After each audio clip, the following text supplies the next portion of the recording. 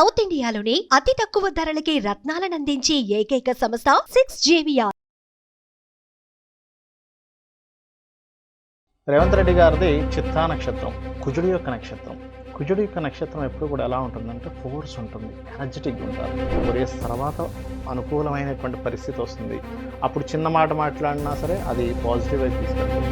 అయితే ఒకటి, టీఆర్ఎస్కి ఉన్నంత బలం బీఆర్ఎస్కి లేదు. టీ అనే అక్షరానికి బి అనే అక్షరానికి నక్కకి నాగలోకానికి ఉన్నంత ఇది ఉంది. దాని తర్వాత చూసుకుంటే బీఆర్ఎస్ అనే పార్టీ ఎందుకో అంత పైకి రాలేదు. ఏకాదశంతో లెక్కేసి కనుక తీసుకుంటే మృత్యుపంచకం వస్తుందని గుర్తించి ఇక్కడ బీఆర్ఎస్ పార్టీ అని కాదు, పరిహారం చేయకపోయి ఉంటే కనుక అది దోషమే, దాని ఎఫెక్ట్ ఉంటుంది కొంతవరకు. నమస్తే, నేను మీ జాహ్నవి. మనతో ఉన్నారు ప్రముఖ జ్యోతిష్య వాస్తు పండితులు, జ్యోతిష్య వాస్తు శిక్షణ నిపుణులు, లలిత ఉపాసకులు బ్రహ్మశ్రీ నానాజీ పట్నాయక్ గురువు గారు మాట్లాడేద్దాం. నమస్తే గురుజీ. శ్రీమాత్రే నమః. గురుజీ, ఈరోజు మీతో ఒక విషయం గురించి మాట్లాడడానికి ప్రత్యేకించి నేను మీ ఇంటికి వచ్చాను. ఎందుకంటే ఇప్పుడు బీఆర్ఎస్ ఖచ్చితంగా ఓడిపోతుంది, ఓడిపోయే అవకాశాలు ఎక్కువ. టీఆర్ఎస్ అయితే గెలుస్తుంది, గెలిచే అవకాశాలు ఉన్నాయి అనేసి మీరు సంవత్సరం క్రితం మనం చేసిన వీడియోలో బీఆర్ఎస్ పార్టీ పేరు మార్చినప్పుడు ఆ ముహూర్త బలం గురించి చెప్పిన దాంట్లో కూడా ఉంది. మృత్యు పంచకం ఉంది ఆ ముహూర్తంలో అని చెప్పాను. వర్గు శాస్త్రం ప్రకారం అనేసి కూడా చెప్పారు. వర్గు ఈజ్ డిఫరెంట్. అంటే మనం 1 year బ్యాక్ చూసింది ఏంటంటే ముహూర్తం బట్టి చూసి చెప్పాను. 1 month బ్యాక్ మనం చేసిన వీడియోలో చంద్రశేఖర్ గారు, అంటే సీఎం కేసీఆర్ చంద్రశేఖర్ గారు ఎవరైతే ఉన్నారో టీఆర్ఎస్ అనే పేరుతో వెళ్తే గెలుస్తారు ఖచ్చితంగా. బీఆర్ఎస్ పేరు మీద వెళ్తే బీఆర్ఎస్కి బలం లేదు కాబట్టి అపజయం పాలవుతారు అనేటువంటి చెప్పడం జరిగింది. అవును, 1 month బ్యాక్ చెప్పాను. అంటే అదే మీరు రేవంత్ రెడ్డి జాతకం మనం ఒక్కసారి దానికి సంబంధించి డీటెయిల్స్ తీసుకుని వీడియో చేసినప్పుడు కూడా రేవంత్ రెడ్డి గారికి ఆ యోగం ఉంది, బలంగా ఉంది, స్ట్రాంగ్ గా ఆయన గెలిచే అవకాశాలు ఉన్నాయని కూడా చెప్పారు. రేవంత్ రెడ్డి గారి జాతకం కూడా మనం ఎవరో మీ తెలిసిన వాళ్ళు ఎవరో ఒకటి ఇచ్చారు, డేట్ ఆఫ్ బర్త్. మనం చూస్తే గెలిచే అవకాశం ఉంది, బలం ఉంది, అందులో ఉంది. అవును. ఓకే, అదే మీరు కరెక్ట్ గా 4 సంవత్సరాల క్రితం మన సుమన్ టీవీ ద్వారానే మీరు చెప్పారు. 4 సంవత్సరాల తర్వాత అయితే ఈ జాతకంలో బలం ఉంది అనేది కూడా మీరు చెప్పారు. అప్పుడు కేసీఆర్ గెలుస్తారని చెప్పాము. అప్పుడు రేవంత్ రెడ్డిది బలం లేదండి. అప్పుడు 4 years తర్వాత ఇతను ఏం మాట్లాడినా అద్భుతంగా వెళ్తుందని చెప్పడం జరిగింది.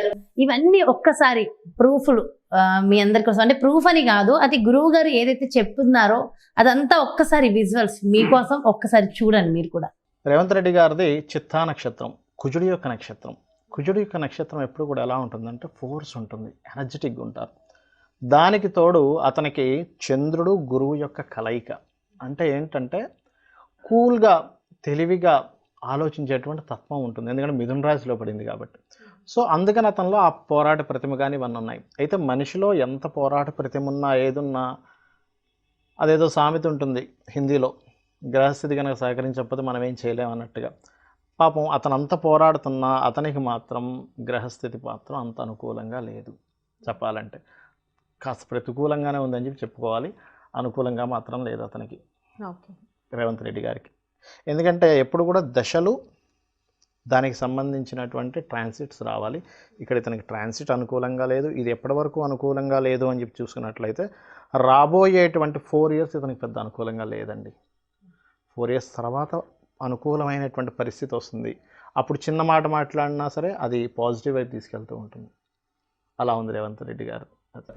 ఏకాదశంతో లెక్కేసి కనుక తీసుకుంటే మృత్యుపంచకం వస్తుందని గుర్తించి మృత్యుపంచక సంబంధంగా పరిహారం, అంటే ఈశ్వరాభిషేకము లేకపోతే పలానా హోమము, దేవతా ఆరాధన, చండీకి సంబంధించింది ఏదో కనుక వాళ్ళు కనుక చేయించుంటే కనుక మృత్యుపంచక దోషం తగ్గుతుంది.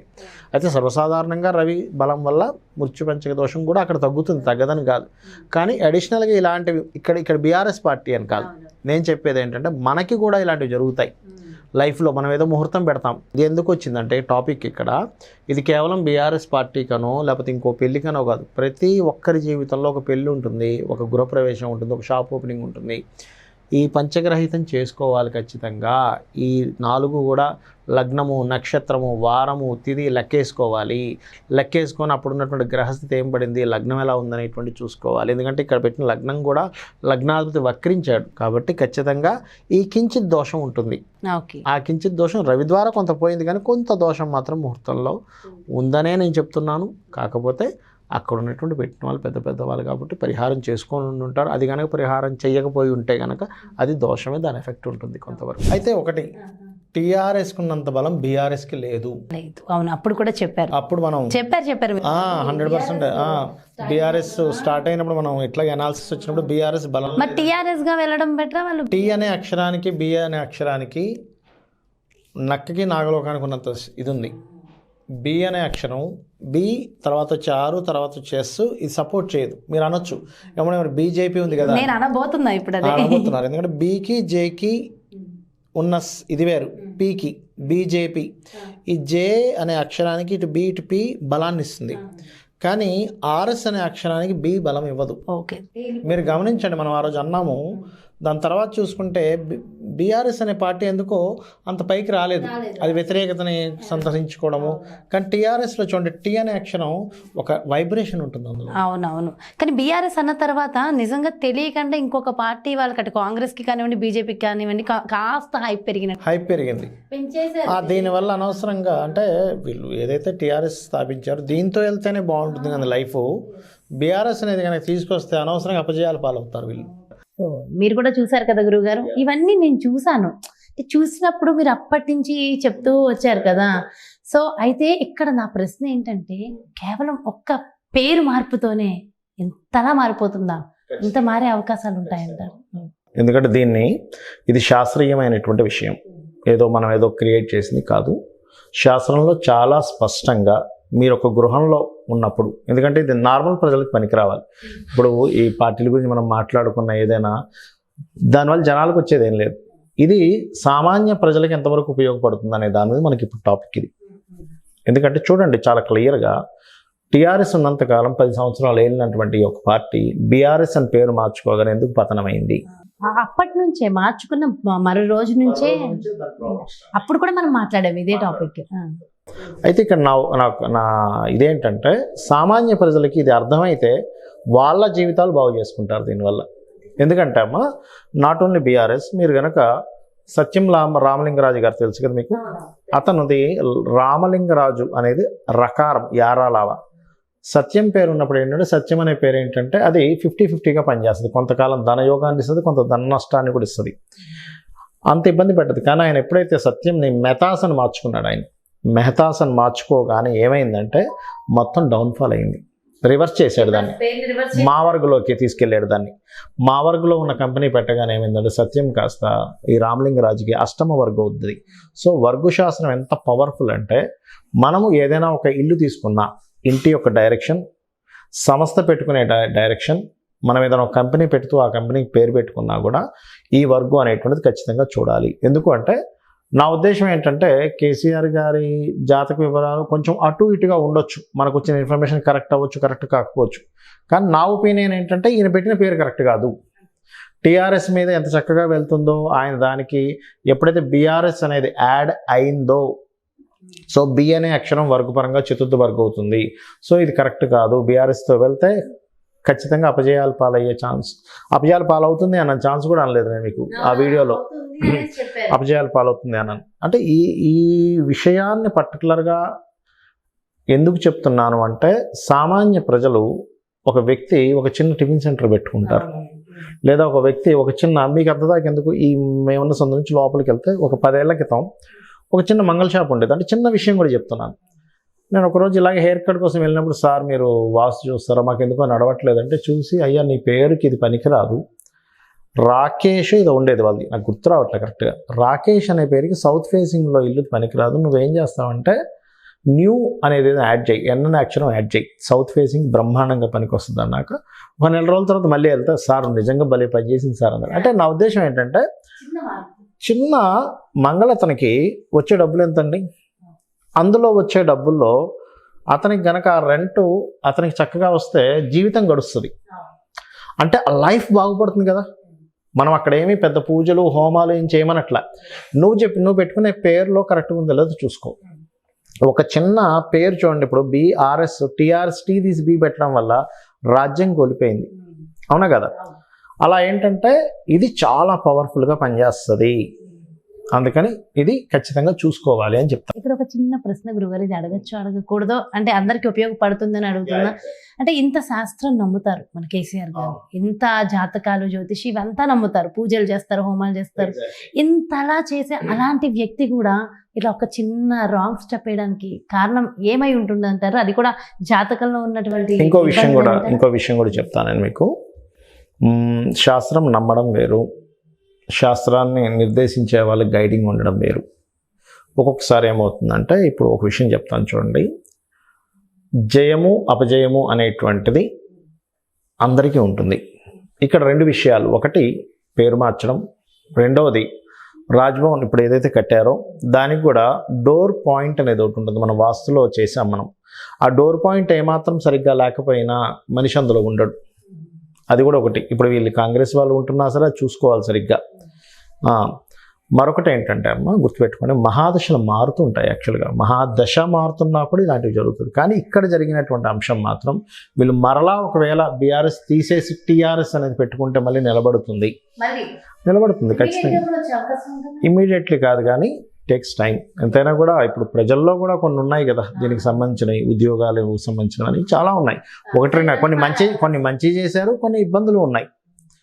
అది కానీ మారే అవకాశం ఉంటుంది, ఖచ్చితంగా ఉంటుంది. అయితే అదే విధంగా ఇంకొక చిన్న ప్రశ్న మన వ్యూవర్స్ అందరికి మీరు కాస్త దీని గురించి చెప్పాల్సిన అవసరం ఉంది. తప్పకుండా. ఇదే మీరు మ్యాచ్ లో భారత్ గెలుస్తుంది అని చెప్పారు, మరి భారత్ ఓడిపోయింది, మరి దానికి కారణం ఏంటంటే? ఎప్పుడైనా గుర్తుపెట్టుకోండమ్మా, మనము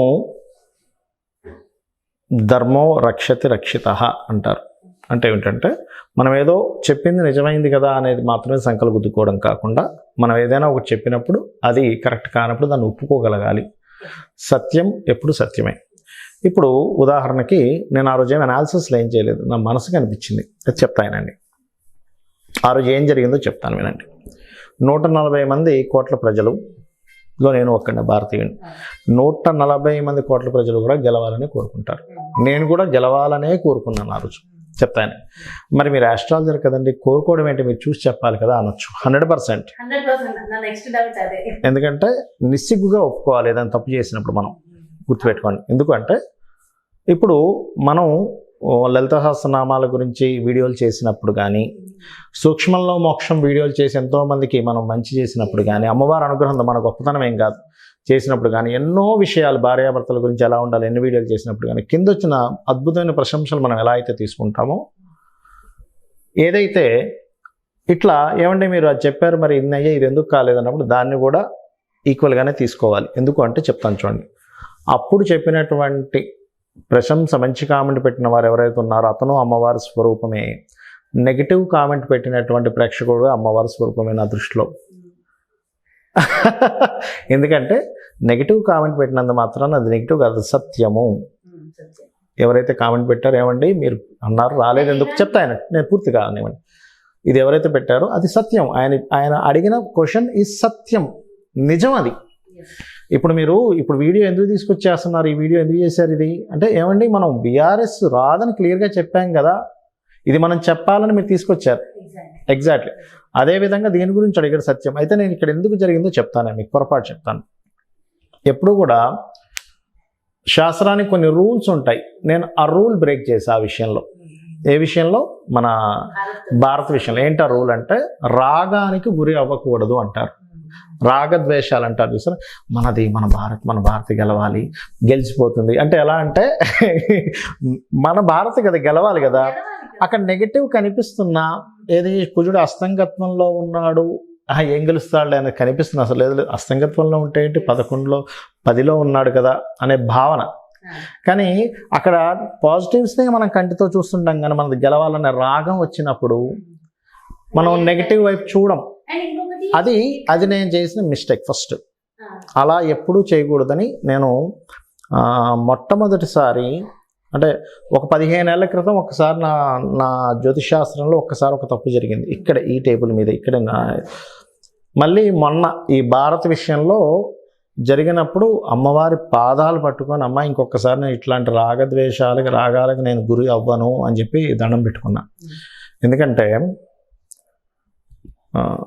నేను పూజ చేసేటువంటి పూజా మందిరంలో అమ్మవారు ఎవరో, కామెంట్ పెట్టే ప్రతి ప్రేక్షకుడు కూడా అమ్మవారి స్వరూపమే ఇక్కడ. Okay right. అయితే ఇక్కడ నేను చెప్పేది ఏంటంటే ఏం బ్రేక్ చేసాము అంటే రాగానికి గురవ్వకూడదు. ఇది మనది కదా, గెలిచిపోతుంది, ఇంకేముంది, ఇండియా ఇంత స్ట్రాంగ్ అయింది కదా, ఈ చిన్న చిన్నవన్నీ దోషాలు ఏం కాదులే. ఈ అస్తంగత్వం కుజుడు లాభాధిపతి అస్తంగత్వం అయితే అయింది. ఆడినప్పుడు ఏమైందంటే కుజుడు అస్తంగత్వంలో ఉన్నాడు రవితోని, ఉన్నా కానీ ఏం కాదులే, గెలిచిపోతులే అనే ధీమా. అంటే ఏమిటి, రాగానికి గురై. అలా కాకుండా ఇండియా నాదైనప్పటికీ కూడా గెలుస్తుందా లేదా, అది ఓడిపోవచ్చేమో అనే కోణంలో మనం చూడం. మన ఇంట్లో పిల్లలు ఇప్పుడు ఎలా అయితే మహాభారతంలో ధృతరాష్ట్రుడు వాళ్ళ పిల్లలు బాగుండాలనే కోణంలో చేసినప్పుడు దెబ్బతిన్నాడు. అందుకని పొరపాటును కూడా రాగద్వేషాలకి గురి అవ్వకూడదు ఒక జ్యోతిష్కుడు. అది నేను చేసినటువంటి 100% మిస్టేక్. అది అదేవిధంగా ఇలా జట్టులుగా ఆడినప్పుడు ఒక్కొక్కళ్ళ జాతకం ఒక్కొక్కలా ఉంటుంది కాబట్టి అంతా కలిపి కూడా ఇంపాక్ట్ అయ్యే అవకాశం ఉంది. ఆ రోజు యాక్చువల్గా ఏంటంటే నేను దాని తర్వాత కూడా చూశాను. నేను దాని తర్వాత చాలా పెద్ద రీసెర్చ్లు ఇవ్వండి, ఇవన్నీ కూడా రీసెర్చ్ రిలేటెడ్ సంబంధించినవి ఇవన్నీ బుక్స్ అన్నీ కూడా. అయితే ఏంటంటే ఎందుకు ఇలా అయిందని కాదు, నాకు అర్థమైంది. లేదు, మనం రాగానికి గురయ్యాము, రాగానికి గురి కాకూడదు. ఆస్ట్రాలజరు నేను ఇందాక అన్నాను చూసారు 15 ఏళ్ల క్రితం అని, ఇదే టేబుల్ దగ్గర కూర్చున్నప్పుడు 15 ఏళ్ల క్రితం ఒకసారి ఎక్కడి నుంచి ఊరు నుంచి వచ్చారు వాళ్ళు. అంటే అప్పుడు డైరెక్ట్ అపాయింట్మెంట్స్ చెప్పేవాడిని.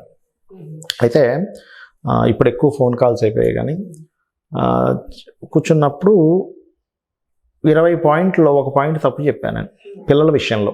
తప్పు చెప్పి అయ్యో అదేం లేదండి అన్నప్పుడు నేను డబ్బులు తీసుకోను అన్నా. అదేంటండి ఇన్ని పాయింట్లు చెప్పిన ఒకటే కదా అని డబ్బులు ఇచ్చేసి వెళ్ళారు. కానీ నాకు బెడ్రూమ్లోకి వెళ్ళి కళ్ళ నీళ్ళు వచ్చాయి. అయ్యో ఇంత తప్పు చెప్పానేంటి అని. ఆ రోజు ఆ తప్పు చెప్పడం అనేది ఉంటుంది ఏమైందంటే దాని తర్వాత రీసెర్చ్ చేసి 1000 పాయింట్లు కొత్త పాయింట్లు దొరికాయి దానివల్ల. అంటే అమ్మవారు ఆ రోజు ఆ మంచి పని చేయించిందేమో, ఆ రోజు తప్పు పలికించేలా చేసి నాకు మంచి పని చేయించిందేమో.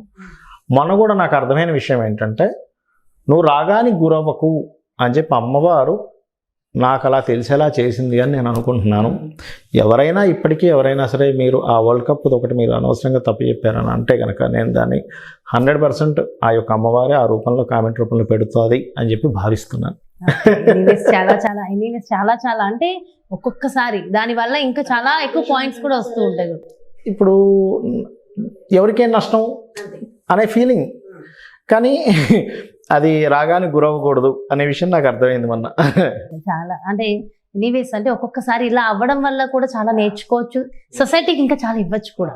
అండ్ మీలాంటి వాళ్ళు ఒక్కొక్క చేసే అంటే ఒక చిన్న తప్పు ఎన్ని తప్పిదమని కూడా కాదు, ఇది రాగ ద్వేషాలకి మనం రాగానికి గురవ్వకూడదు. అంటే మన ఇండియానే గెలిచిపోతుంది, ఇంకేంటి గెలిచిపోద్ది, స్ట్రాంగ్ అయిపోయింది కదా, ఇన్ని మ్యాచ్లు గెలిచింది కదా, ఇది గెలిచిపోద్దులే అనే ఫీలింగ్లో కాకుండా ఇది క్లియర్గా మనం చూసుకోవాలి. మీరు చెప్పినట్టుగా అంటే ఏవైతే చెప్పారో అవన్నీ కూడా అంటే బిఆర్ఎస్ పేరుతో వెళ్ళదని, ఓకే టిఆర్ఎస్ పేరుతో ఉంటుంది. టిఆర్ఎస్ ఉంటేనే ఉంటుందమ్మా, బిఆర్ఎస్ అయితే బలం లేదు. అది ఓకే, చాలా డీటెయిల్గా ఎక్స్ప్లెయిన్ చేశారు గురుగారు. Thank you so much. శ్రీమాత్రే నమః. ఓకే, మీకు ఆల్రెడీ పాత వీడియోస్ చూపించి మరి నేను చెప్పాను కదా, నిజంగా కూడా గురువు గారు ఏదైతే చెప్పారో అదే జరిగింది. ఒక్కసారి అంటే ఇండియా గెలుస్తుంది అన్న విషయంలో ఎందుకు రాంగ్ అయింది అనేది కూడా చెప్పేశారు కదా గురువు గారు. మరో బ్యూటిఫుల్ కాన్సెప్ట్తో మళ్ళీ మీ ముందుకు వచ్చేస్తాను. నమస్తే.